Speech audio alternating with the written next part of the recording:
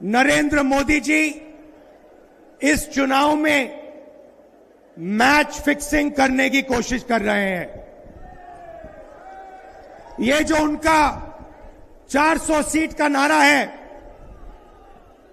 ये बिना ईवीएम के, बिना मैच फिक्सिंग के, बिना सोशल मीडिया और प्रेस पर दबाव डालकर खरीदकर ये 180 पार नहीं होने जा रहा है। सब मिलाकर मैंने कहा, लंबे सफर को मीलों में मत बांटिए, कौम को कबीलों में मत बांटिए। एक बहता दरिया है मेरा भारत देश, इसको नदियों और झीलों में मत बांटिए। देख रहे हैं कि देश में अघोषित इमरजेंसी लागू हो चुकी है। देश में सत्ता में जो लोग बैठे हैं तानाशाह रवैया अपनाने का काम कर रहे हैं, घमंडी हो गए हैं लोग। और आज हम लोग किसी को गाली देने नहीं आ रहे, लेकिन जो आंख से देख रहे हैं वो बताने आ रहे हैं। मेरे ख्याल में कईयों का तो कैमरे भी कांपने लग गए होंगे, ये इकट्ठे कैसे बैठ गए। जिस ढंग से आज बेरोजगारी चरम सीमा पर है, 140 करोड़ भारतवासियों को एक नया भारत बनाने के लिए आमंत्रित करता हूं। हमारे संवैधानिक संस्थाओं के संवैधानिक मूल्यों को तहस नहस किया है।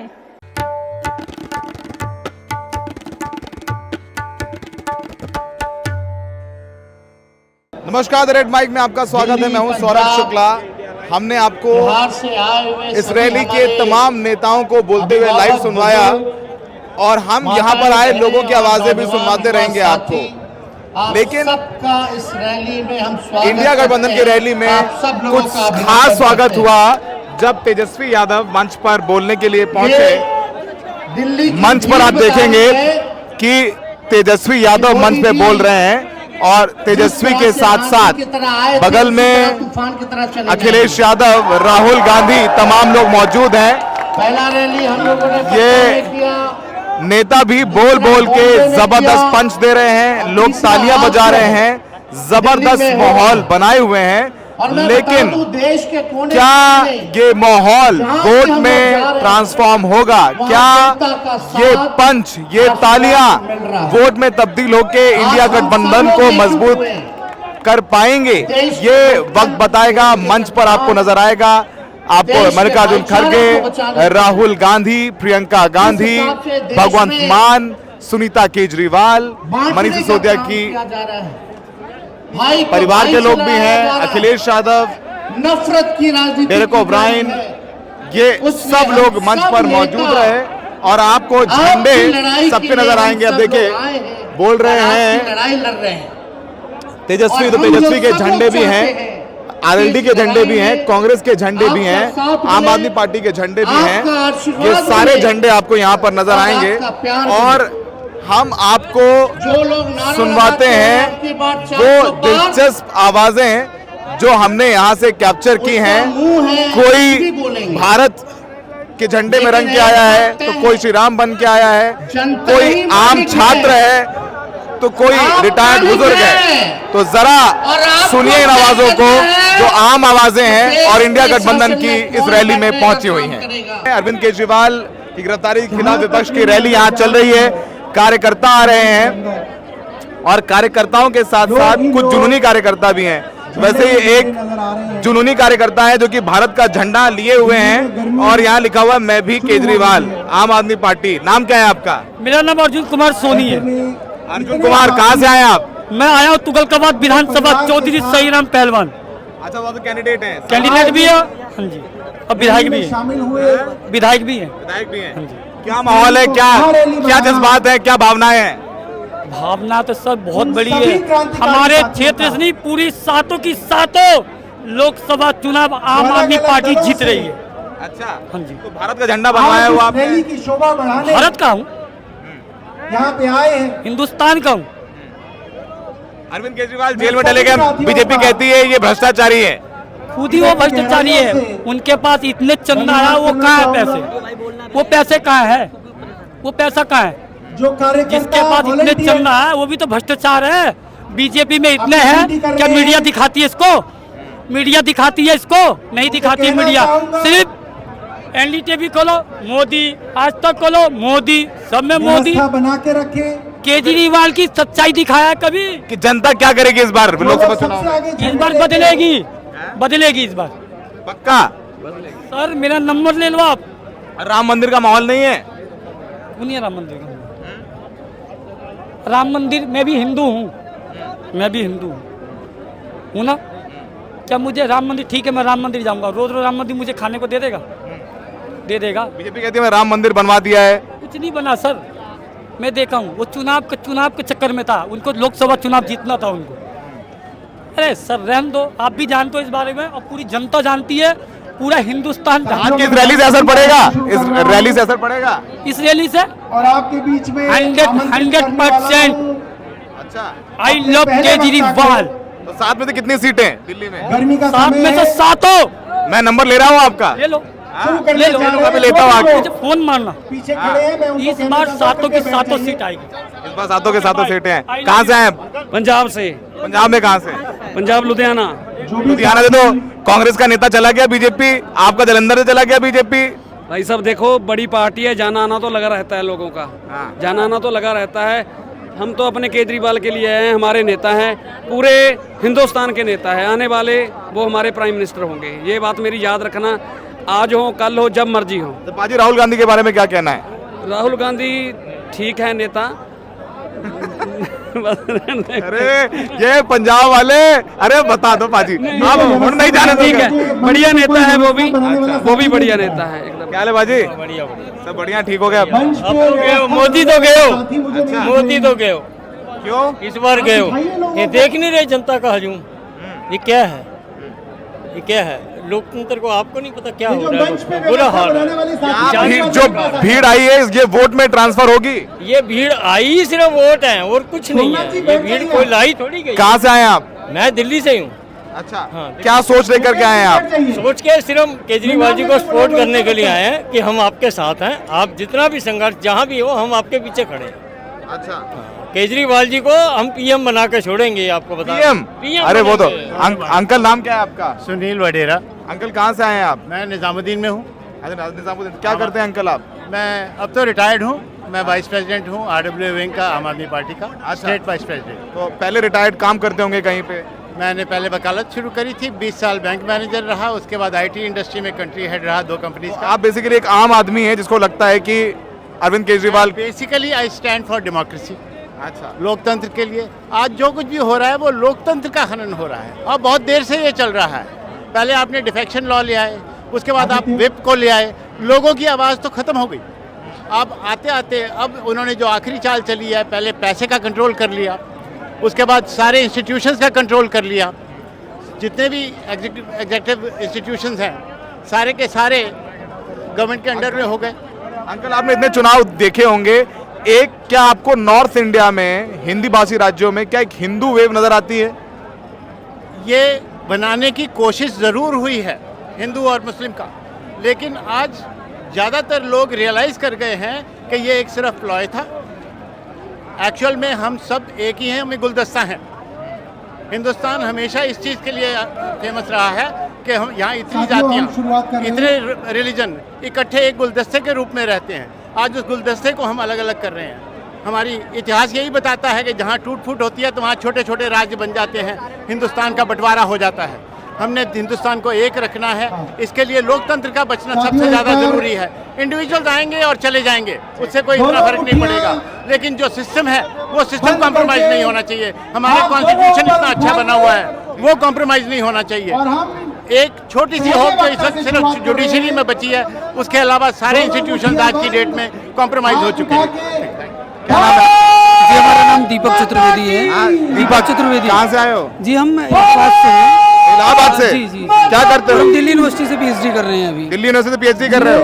मतलब आम कार्यकर्ता हो? जी जी जी। आम कार्यकर्ता, सॉरी आम स्टूडेंट हो? जी आम आदमी हो? छात्र हैं सर। अभी 2 दिन पहले क्या कहते हैं इंटरनेशनल लेबर ऑर्गेनाइजेशन की रिपोर्ट आई और उसमें भारत में 83% लोग अनएम्प्लॉयमेंट रेशियो से परेशान हैं। इतनी दिक्कत हो रही है कि एम्प्लॉयमेंट क्रिएट नहीं हो रहा है, एग्जाम होता है पेपर आउट हो जाता है और बहुत ज़्यादा परेशान है बच्चे। तो आप पीएचडी कर रहे हैं दिल्ली यूनिवर्सिटी से, आम आदमी है, क्या नाम बताया आपने? जी दीपक चतुर्वेदी। दीपक चतुर्वेदी जी।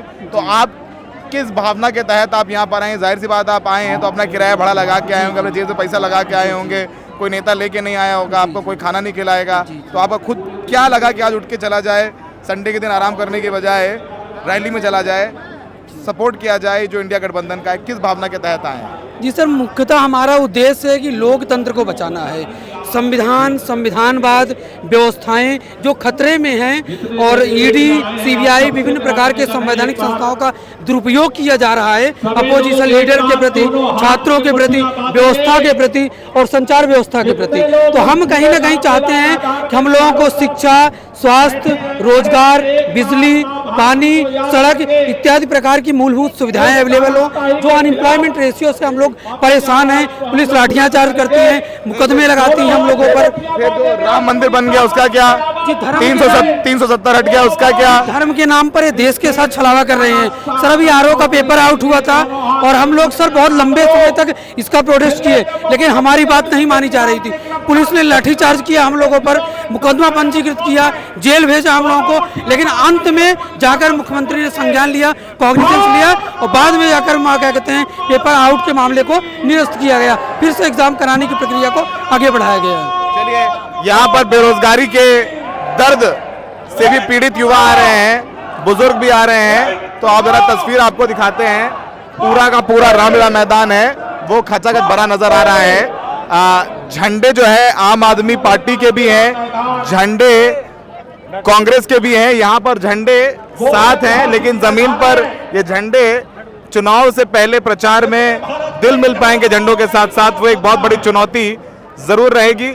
आपको यहाँ पर मैं भी मोदी का सबसे बड़ा डर, केजरीवाल जैसे पोस्टर्स लिए ये कार्यकर्ता भी आपको नजर आ जाएंगे। राहुल गांधी, शरद पवार, उद्धव ठाकरे, झारखंड के मुख्यमंत्री चंपई सोरेन, ये तमाम लोग यहाँ मंच पर पहुंचे हैं। महबूबा मुफ्ती, फारूक अब्दुल्ला, ये सब लोग हैं, जिसमें से कुछ लोग भले ही दूसरे के प्रतिद्वंदी हो, लेकिन उनको लग रहा है कि अब जो विपक्ष है उसको एक होना होगा, बीजेपी के खिलाफ लड़ना है तो एकजुट होकर लड़ना होगा। इस बात की साथ दिखने के लिए और साथ दिखाने के लिए यहाँ पर मंच पे आपको ये सब लोग नजर आ रहे होंगे। ये झंडा लिए कार्यकर्ता हैं, यूथ कांग्रेस के कार्यकर्ता हैं, और अभी हमने थोड़ी देर पहले देखा कि जयराम रमेश आए आगे और उन्होंने पहले जो सबसे बड़ा पोस्टर लगा हुआ था जिसमें जेल के पीछे दिखाया गया था अरविंद केजरीवाल को, वो हटवाया गया। कहाँ से आए हैं आप? हम सिरसा से, रानिया हल्के से आए हैं। सिरसा हरियाणा से आए हैं? हरियाणा से। क्या माहौल हरियाणा में? हरियाणा में चौधरी दीपेंद्र सिंह हुड्डा और चौधरी भूपेंद्र सिंह जी हुड्डा का जलवा है जी। जलवा है? और जो लोग हैं, पिछली बार तो जलवा नहीं दिखा लोकसभा चुनाव में? पिछली बार भी दिखा था। दीपेंद्र सिंह यहाँ से लड़ रहे थे पर षड्यंत्र के तहत चौधरी दीपेंद्र सिंह हुड्डा को इस बीजेपी ने हरा दिया जी। यहाँ किस लिए आए हैं आप? हम आए हैं नरेंद्र मोदी की जो तानाशाही नीतियां हैं उनके खिलाफ इंडिया गठबंधन की जो रैली है उस रैली में हिस्सा लेने आए हैं जी। किस भावना के तहत आए? हम तो यही चाहते हैं कि ये मोदी सरकार हटे, ये कुनीतियों की सरकार हटे और देश में इंडिया गठबंधन की मजबूत सरकार आए। कैसे आएगी? सब इंडिया गठबंधन के सभी दल मजबूती से लड़ेंगे, सभी जनता को जागरूक करेंगे। बीजेपी कहती है भ्रष्टाचारियों को जेल में डाला तो सारे भ्रष्टाचारी एक हो गए हैं। हाँ जी, ये बात तो वो ठीक कह रहे हैं।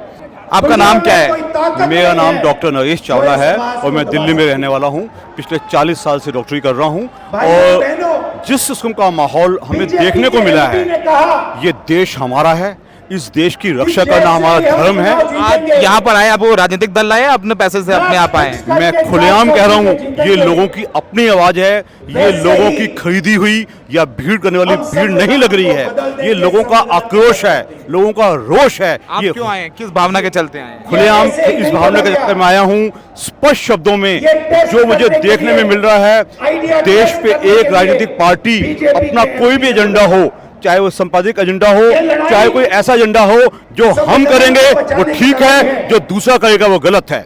जो कल तक गलत था वो आज मेरी पार्टी में आ गया, वो ठीक हो गया। डरा के, धमका के, ईडी लगा के, पैसा देख के हमारे साथ आ जाओ, ये जिस तरीके से अब सत्ता हासिल करना चाहते हैं ये सरासर गलत है। हमारे प्रजातंत्र में पिछले 75 साल की आजादी के बाद इतना बुरा वक्त कभी नहीं आया। इवन जब इंदिरा गांधी की इमरजेंसी लगी थी वो कम समय के लिए थी और टूट गई थी। अब तो हम देख रहे हैं फाइनेंशियल इमरजेंसी है, कल्चरल इमरजेंसी है और पॉलिटिकल इमरजेंसी है।